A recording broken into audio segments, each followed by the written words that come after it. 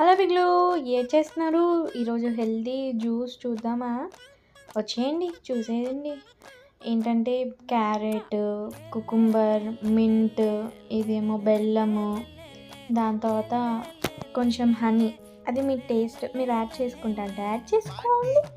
లేదు సరేనా బిగ్లు?